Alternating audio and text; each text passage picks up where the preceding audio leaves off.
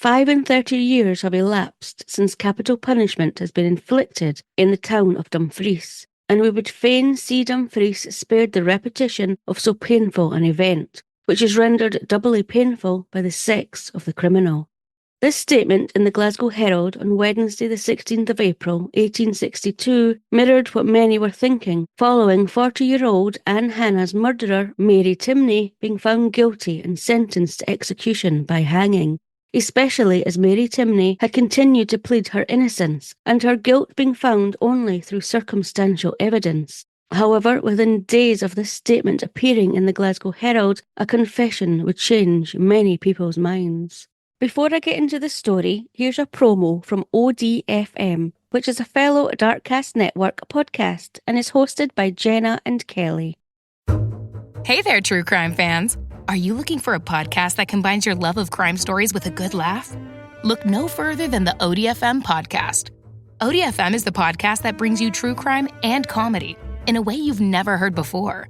It's hosted by the dynamic duo of Kelly DeVries and Jenna Swanson, the kinds of friends who make inappropriate jokes and laugh at times they probably shouldn't. Kelly and Jenna take you on a wild ride with their unique blend of humor and gripping storytelling. From bizarre murders to unsolved mysteries, they delve deep into the darkest corners of the criminal underworld, all while keeping it light with their quick wit and relatable banter. With each episode, Kelly and Jenna bring something new and exciting to the table. No case is too small, too strange, or too scary for them to handle. So, what are you waiting for? Subscribe now wherever you get your podcasts and join the ODFM community. ODFM, where true crime meets comedy and the laughs are killer. According to Wikipedia, the Glenkins is located midway along the western section of the Southern Upland Way in the historic county of Kirkcudbrightshire and is made up of 5 parishes, including Dalry. Kirkcudbrightshire covered an area in the southwest of Scotland until 1975, when it became part of what is now Dumfries and Galloway. The small settlement of Dalry lies on what back in 1862 was known as the Glenkins Road, and about 3 miles from Dalry, on the same narrow road, was Carsfad, where 2 small stone cottages sat, which consisted of a kitchen with a bed in it and a separate bedroom, and they stood about 50 yards apart. And they housed the Timneys, Francis Timney, who was a road surfaceman, his wife, 27-year-old Mary Timney, and their 4 children, and they'd moved to the cottage sometime between 1859 and 1860. And the Hannahs, brothers William, who was the tenant of the farm at Carsfad, and a farmer, Lockhart, who was a labourer, and 40-year-old Anne, who kept the cottage for her 2 brothers. The cottage that the Timneys lived in was being sublet by the Hannah's mother, who had died in June 1862. The next nearest dwelling along this same road was a Porter Lodge house at Knocknalling, about a quarter of a mile away. On Tuesday the 13th of January 1862, both the Timney and Hannah families were up early getting ready for the day ahead. While Mary Timney got her 4 children washed and fed, her husband Francis went next door to the Hannahs about 7 a.m. and asked William if he could borrow a small amount of money from him, promising to pay it back as soon as he could. The men had a good enough relationship, despite the Hannahs having a tumultuous relationship with his wife Mary, and so William agreed, and Francis left and went to work. The relationship between the Hannahs and Mary appeared to have broken down due to the Hannahs not being willing to lend Mary money or tea, and due to the refusal to let Mary gather wood from their farm. Apparently, about 4 weeks prior, Mary and Anne had had 2 separate quarrels about the situation, but things seemed to have settled down and no further quarrels had transpired since. After William and Lockhart had finished breakfast, they both left their cottage about 8:40 a.m. to travel the 2 or 3 miles to their place of work for the day, where they stayed and worked until sometime about 1 o'clock, when they received word that their sister Anne was quite unwell and they were to return home immediately.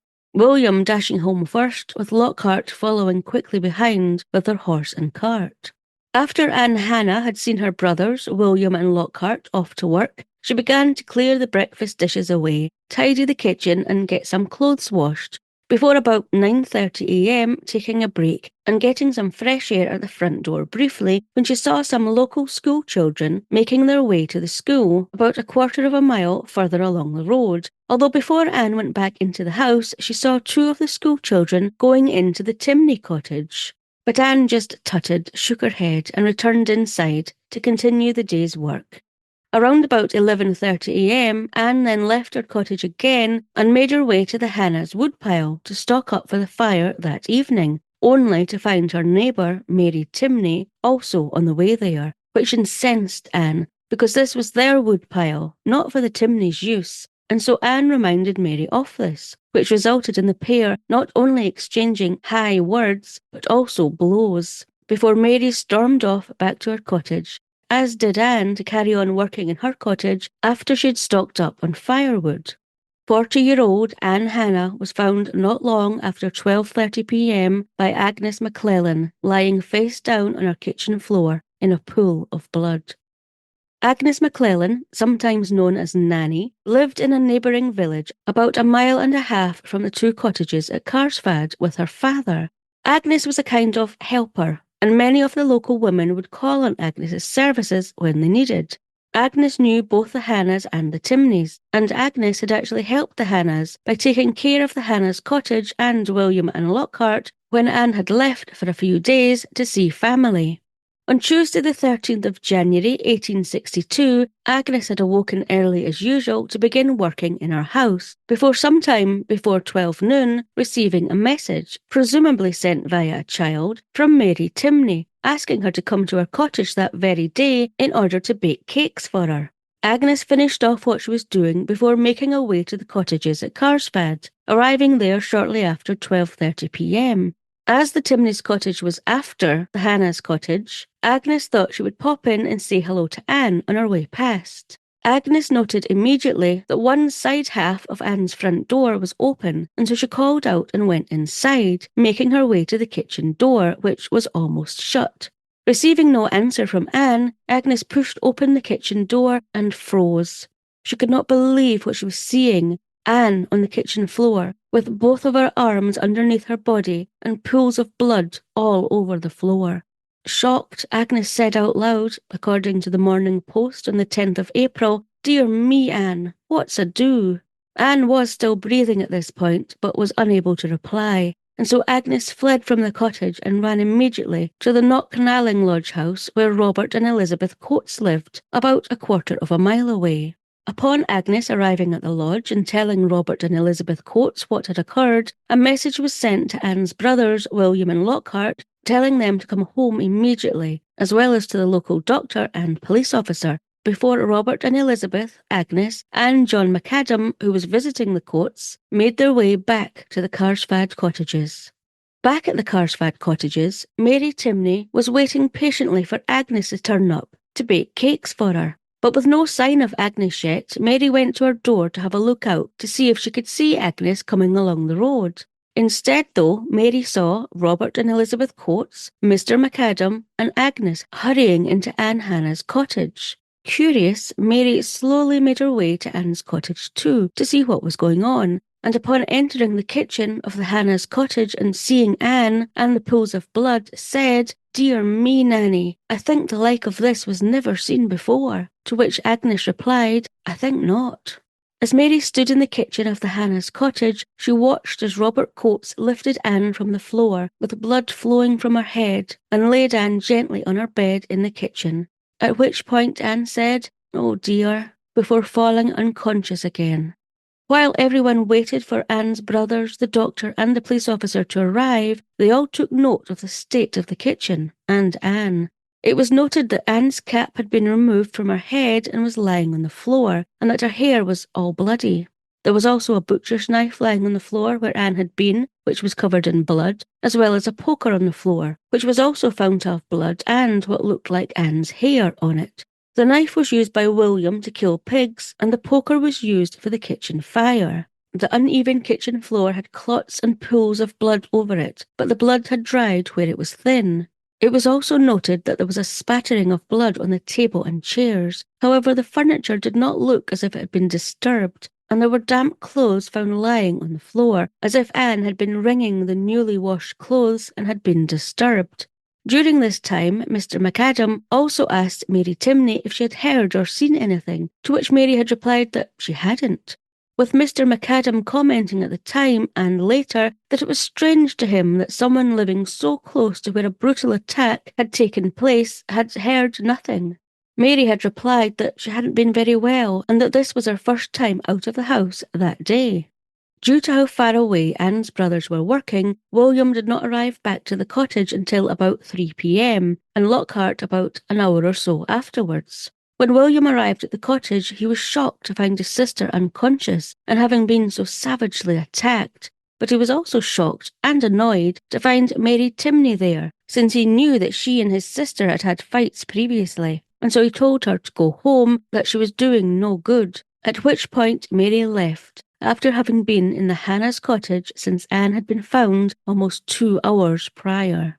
Once Mary had left the cottage, William turned to the doctor, Dr. Jackson, who had arrived about half an hour before William to find Anne senseless and in a dying state, to find out about the injuries Anne had sustained. Upon examining Anne, Dr. Jackson found her head to be covered in blood, to have 7 wounds on her head and 3 on her face, which he stated had been inflicted by a blunt instrument and were very serious and were sufficient to account for the state he had found Anne in when he had arrived. Dr. Jackson advised that he found no other injuries on Anne other than her head and face. He also stated at the time that from looking at the blood and how it had coagulated, he estimated that the attack couldn't have taken place any more than a few hours prior.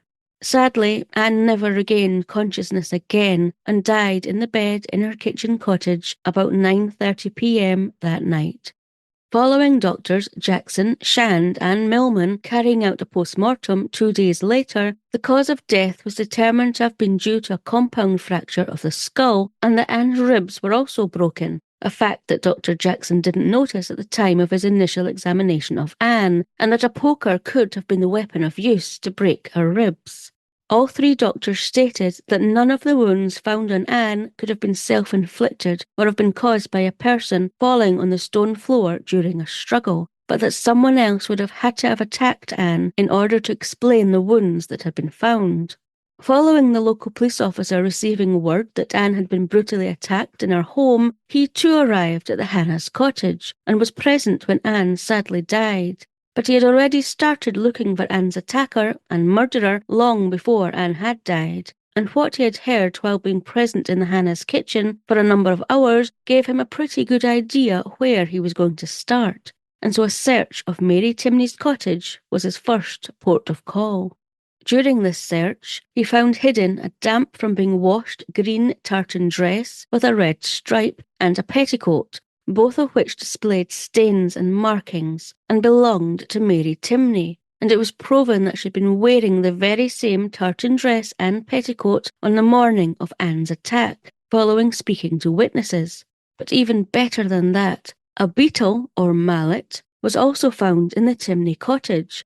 It too had been washed, but it was still stained with blood, and there was hair, similar in colour to Anne's, still on it. Not long after Anne Hannah had passed away, Mary Timney was arrested for her murder.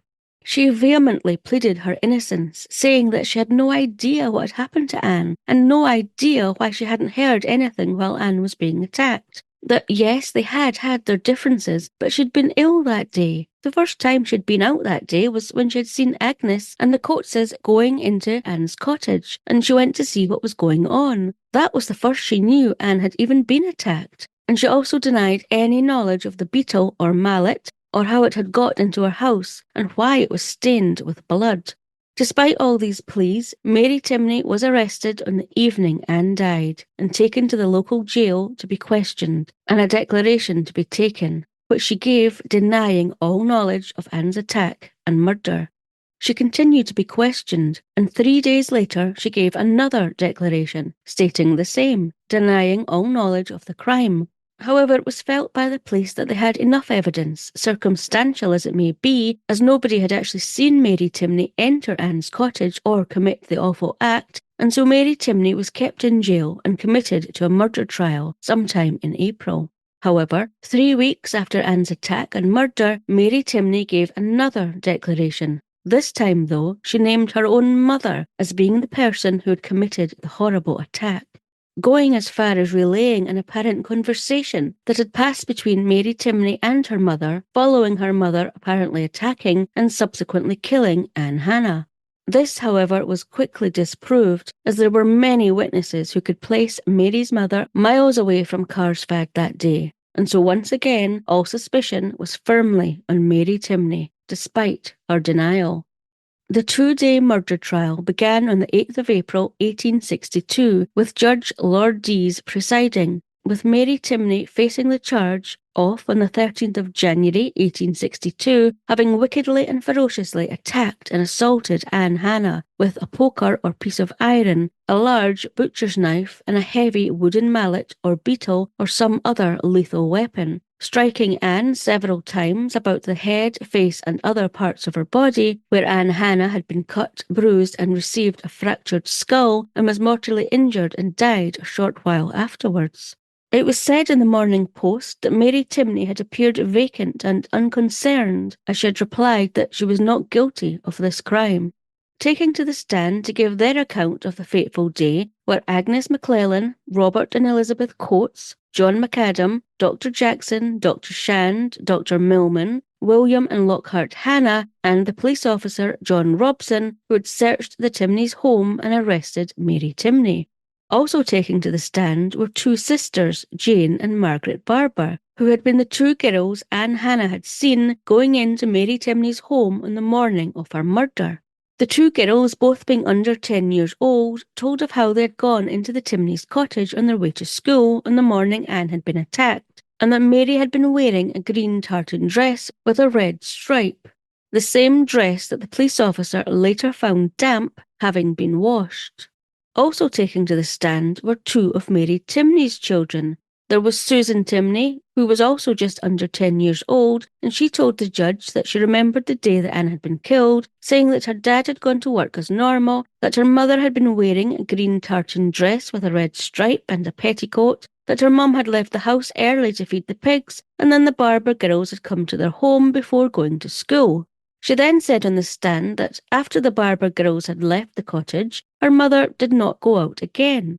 However, it was put to her that when she had been asked prior to the trial if her mother had left the cottage after the Barber girls had gone, she had said that her mother had left the cottage, and in fact had gone to the Hannah's cottage that morning. Susan admitted that she remembered saying this and that it had been true. Her mother had left the cottage after the Barber girls had gone, and that her mother had come back again soon afterwards, going on to say that she did not see anything particularly different about her mother's tartan dress. Susan also confirmed for the court that her grandmother had not been at the cottage that day at all, as her mother Mary Timney had suggested, and many other witnesses also took to the stand to provide an alibi for Mary Timney's mother. Mary Timney's next youngest daughter, Margaret, aged about 5 or 6, was also called to the stand. However, when she answered the first question of "How old are you?" by saying "I dinna ken," she was allowed to quickly leave the stand again. Also taking to the stand over the 2-day trial were experts who could only attest that the stains and hair found on the mallet, poker, knife and clothing was blood of some mammalia, and that blood of a human being can't with certainty be distinguished from that of any other of the mammalia. Following the prosecution's case being presented and them summing up, Mary Timney's counsel then addressed the jury, as the defence had no evidence or witnesses to present, other than Mary Timney's insistence that she did not have anything to do with Anne Hannah's murder, that she had never seen the mallet or beetle before that had been found in her home with the blood on it, it certainly didn't belong to her, and that she had heard nothing the day of the attack and murder of Anne Hannah. Mr. Cowan, Mary Timney's counsel, put it to the jury that the Crown had failed to prove that Mary Timney was guilty of Anne Hannah's murder, but added that if in fact she was guilty of the attack, then in his view, the jury should return a verdict of culpable homicide instead of murder, as it had not been proven, as far as he was concerned, that the mallet found in Mary Timney's house was ever used in the attack against Anne, and therefore any attack had not been premeditated, as any weapon used had been at hand in the kitchen of the Hannah's own home. The judge then laid down the job of the jury, which was to decide whether the wounds Anne Hannah had died from were self-inflicted or inflicted by another, whether Mary Timney was the person who had attacked and killed Anne, and if they determined it had been Mary Timney who had attacked and killed Anne, if they deemed it to be murder or culpable homicide. The jury then retired for 20 minutes before returning and unanimously finding 27-year-old Mary Timney guilty of murder. And despite the jury knowing that the outcome of their verdict would mean Mary Timney would be hanged, they made no recommendations for reprieve. According to the Carlisle Journal, on the 11th of April 1862, Judge Lord Deas then turned to Mary Timney and spoke with a stunned court in silence. He said it was impossible for anybody who heard the evidence to expect that there should have been any other verdict. There now remains for me to pronounce upon you the last sentence of the law. At which point Mary Timney said, "My lord, it never was me. It never was me." But Lord Deas ignored her pleas and said, "The time of all of us in this world is short. With most of us it is uncertain, but it is certainly short in your case. Your days are numbered. They must indeed be few." This time Mary Timney wailed, "No, my lord, no, my lord." The judge continued, however, by saying, "I recommend you use well those few days which you have to live." Mary Timney cried again, "No, no, give me anything but that. Let the Lord send for me." With Lord Deas replying, "You will have ministers to attend you, and all the consolations of religion will be afforded you, if you choose to accept them. The first step for you with that view is a sincere repentance. I recommend you to use the short time you have still in this world to make your peace with God. I should betray my duty and hold out false hope to you if I gave you the slightest hope that the sentence of the law might not literally be carried into effect." But still Mary Timney pleaded one last time. "No, my lord, give me for ever a prison. Dinna do that." But Mary Timney's pleas fell on deaf ears, and Lord Deas donned the black cap and formally passed the sentence of execution, with a date being set for the 29th of April. At this point, perhaps it had finally sunk in that she was going to be executed, and Mary Timney became pale, and when Lord Deas had concluded, she tearfully cried, "Oh, my wains! My lord, dinna do that! Oh, dinna do that! I'll no go out! Oh, my wains! Oh, my wains! Dinna do that!" Again Mary Timney's pleas fell on deaf ears, and she was led, still crying, down the trap from the courtroom, but her wails could still be heard as she went, "My wains! My wains!" with many finding the scene so harrowing that it brought tears to their eyes. Now, while Judge Lord Deas had made it quite clear that no matter what pleas Mary Timney made, she would be executed, of that Lord Deas had no doubt, there were many, many others who did have doubts, and in fact sympathy for Mary Timney's flight, with many believing the sympathy was due to the fact it was a woman who faced a sentence of death, despite the horrendous and brutal attack that Anne Hannah had received, and so petitions in neighbouring towns were started. The petitions received and forwarded to the Home Secretary, who in 1862 was Sir George Grey, included 2,107 male inhabitants of Dumfries and Maxwell Town, 3,187 ladies of Dumfries and Maxwell Town, 100 influential inhabitants of Annan, 579 signatures from Thornhill, and numerous other petitions from Kirkcudbright, New Galloway and Castle Douglas, as well as communications from the member from the Wigton Borough, the member of the Lords of the Treasury, the member of the Stewartry of Kirkcudbright, and the Duke of Argyll. And two ladies even made their way from Dumfries to visit the Home Secretary in England, some 276 miles return journey, to lay down the case and plead for a reprieve for Mary Timney. So there was plenty of support for Mary Timney, Everyone, it would seem, was praying that all the support shown and offered would see Her Majesty get involved to commute the death sentence. However, before any response had been received from the Home Secretary, and before the case had been put in front of Her Majesty, Mary Timney made a shocking confession on the 16th of April, which was printed in full in the Beverley Weekly Recorder and General Advertiser on the 26th of April, 1862.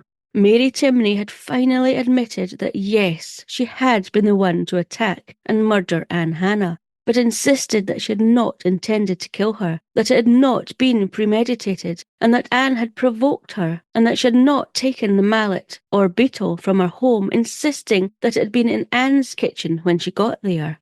Okay, so a bit different to a not guilty plea, but why? What had Anne done that had provoked her so much that she ended up killing her? Oh, and Mary Timney said that it had been jealousy that had been her motive. So the confession is quite long, so I'll paraphrase. It starts by saying that Mary Timney and her husband had been happily married for 10 years until they came to live in the cottage at Carstfad 2 years prior, as it was upon moving here that Anne Hannah appeared to have an influence over her husband, with Mary stating that this is the reason the two women had had such difficulties getting on, and Mary saying that it was the reason that jealousy started to creep into her mind. She said that on the morning of the attack and murder, she had gone to gather some wood, but had come across Anne, who had apparently said to her, "Are you going to thieve more of our wood?" At this point, Mary said, an altercation, including high words and blows, ensued before Mary went back to her home. But she said she was still angry about the altercation, and so she had gone to Anne Hannah's home intending to give her a beating, but she stated with no intention of taking her life. Mary Timney said that as soon as she stormed into Anne's kitchen, Anne immediately turned on her and violently kicked her with her clog above her knee, which caused a severe wound, of which the scar was still visible. Mary said that as she bent down to inspect her knee, Anne Hannah had apparently struck Mary Timney on the back with the wooden mallet or beetle that had been within reach, but that Anne dropped the mallet and Mary had picked it up and struck Anne with it, striking her heavily on the side of the head, saying at this point that Anne was stunned, but Mary was in a frenzy now, and she continued to strike Anne again and again with the mallet.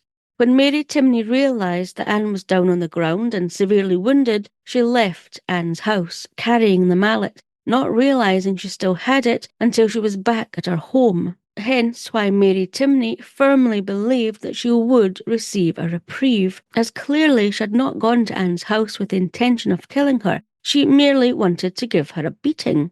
So, okay, now we have a confession, although, as an article in the Dumfries Courier said, very little reliance can be placed upon anything that wretched criminal has said, which I guess is correct. I mean, Anne was not around to corroborate exactly what Mary said, so it was quite easy for Mary Timney to say that it was Anne who had provoked her and who threw the first blow. But it's only Mary Timney's word we've got, and she had already tried to not only blame her mother for Anne's murder, but had lied about being involved in Anne's attack and murder at all. So it's debatable whether you believe what Mary is now saying or not. Amazingly, Mary Timney's supporters did believe her, and despite her now admitting her guilt, their support and persistence to get Mary a reprieve was unwavering. While the Home Secretary made himself familiar with the case, spoke to Judge Lord Deas and other experts, including Her Majesty, who had even sent one of her commissioners in lunacy, Dr. Brown, to see Mary Timney, as one of the letters received by Her Majesty from Mary Timney's supporters suggested that Mary Timney was fatuous or imbecile. But after Dr. Brown visited Mary Timney and had a lengthy conversation with her, he determined that she possessed fully of the average intellect of her class, although destitute of moral training. A debate was raging in newspapers about whether Mary Timney should receive a reprieve or not. Some newspaper articles stated that Mary had shown herself to have a depraved heart and was happy to incriminate the dead and the living, saying that Anne had started the fight. The groundless, horrible story that her own mother had killed Anne defamed her husband by suggesting that he may have been improperly intimate with Anne and brought dishonour on our children, while others stated that the story of what had taken place that fateful day had only come from Mary Timney once she felt herself in the jaws of death, and that she exhibits none of the delicacy of her sex. Although, while stating that their readers will have difficulty in remembering anything so hideous for years, they did not altogether approve of executions, didn't believe that they do any good, and would prefer to see Mary Timney sentenced to a life of incarceration. While another newspaper commented what the fallout would be if Mary Timney was given a reprieve on her death sentence, with an article in the Glasgow Daily Herald on the 16th of April saying that while it had been 35 years since anyone had been hanged in Dumfries, the fact it was now a female that was facing such a sentence was doubly painful, but that was a mere matter of feeling and should not be allowed to affect things, going on to say that they saw no sufficient reason why the law in this case should not be carried out. However, they did believe that this would impact the decision and that it was likely a reprieve would be given to save the wretched woman's life, especially as a reprieve had been given in recent years in London for a female who had been found guilty of murder.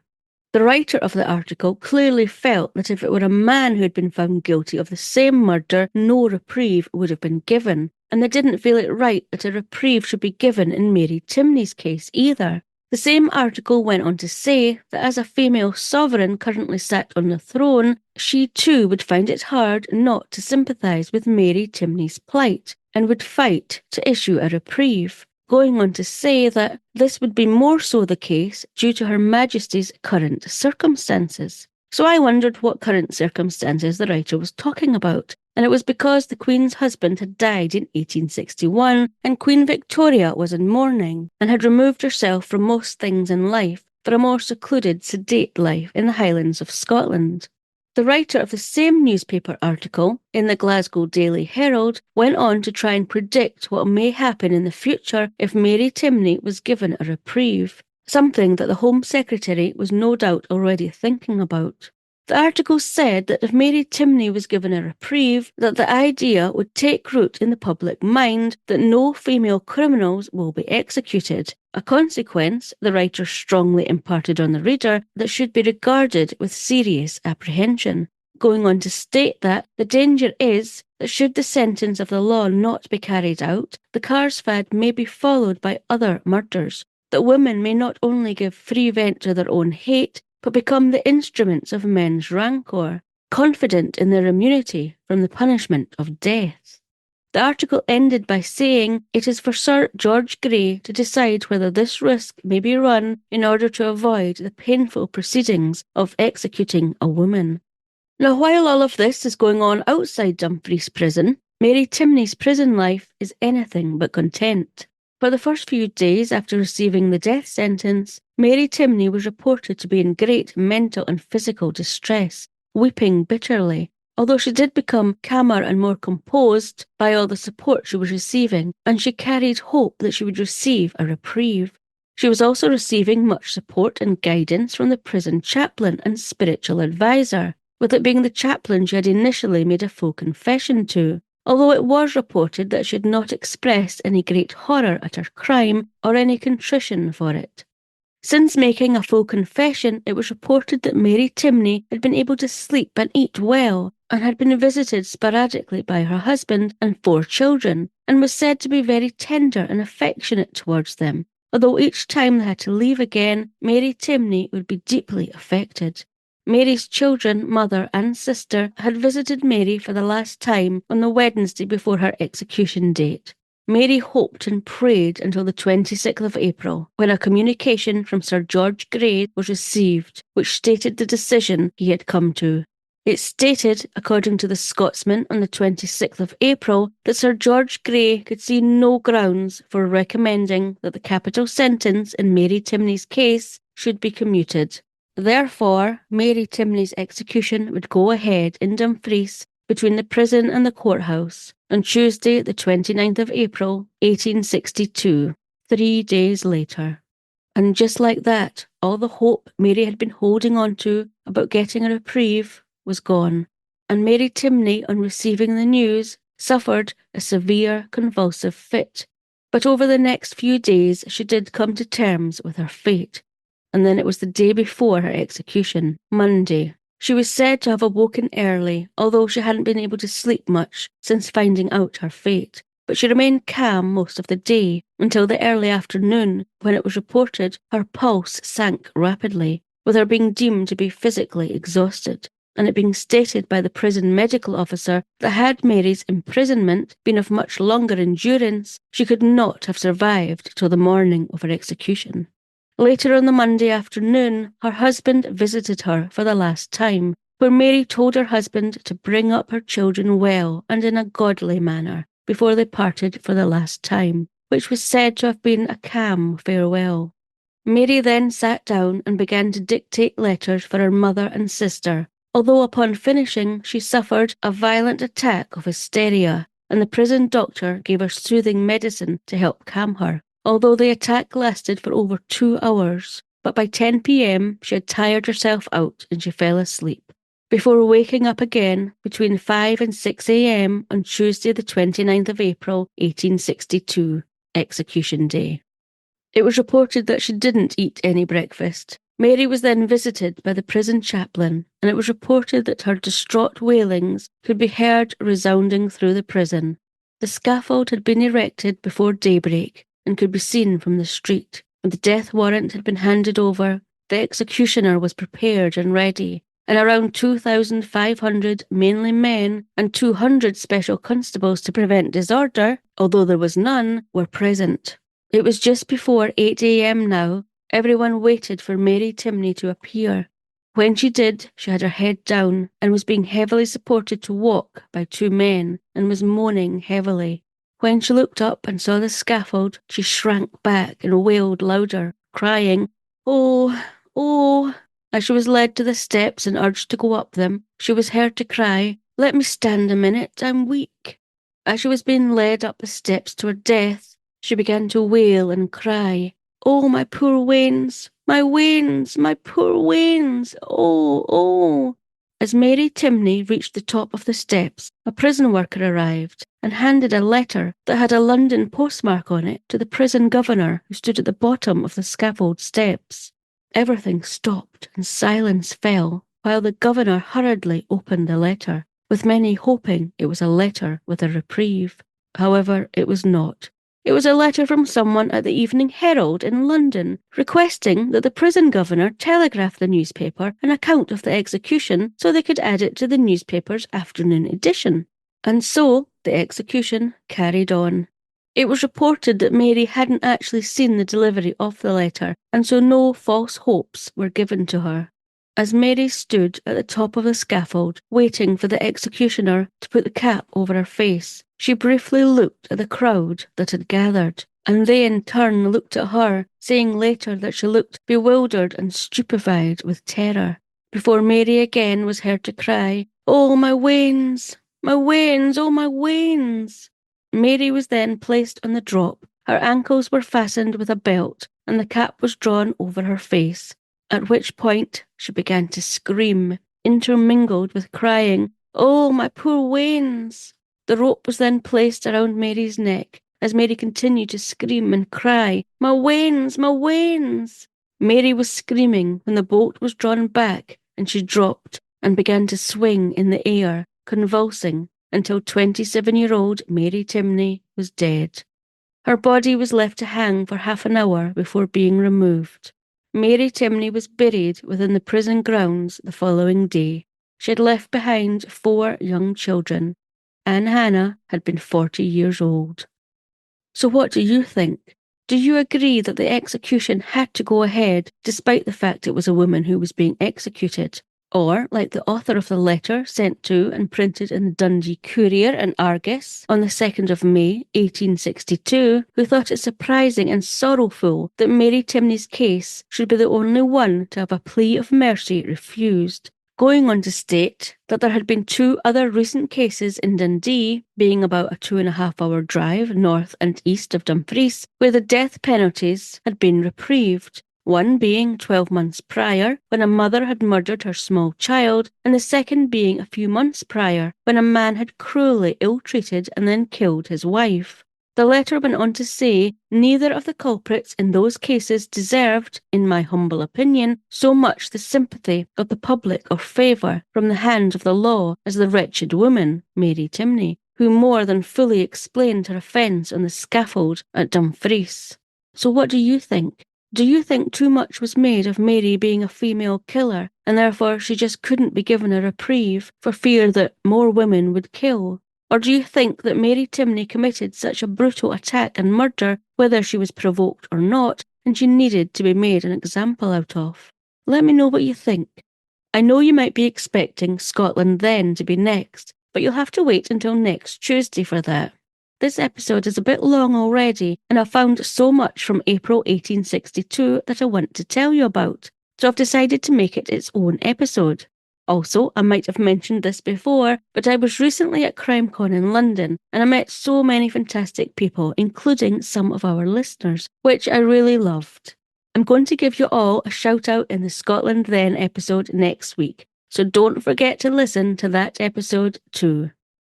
Thanks for listening to another episode of Scottish Murders, the twice award shortlisted fortnightly podcast that brings to light the stories of victims and their relentless pursuit for justice. If this case has captivated you, then don't forget to tell a friend to listen or check out scottishmurders.com so together we can share more Scottish murders. Until next time, I've been your host, Dawn.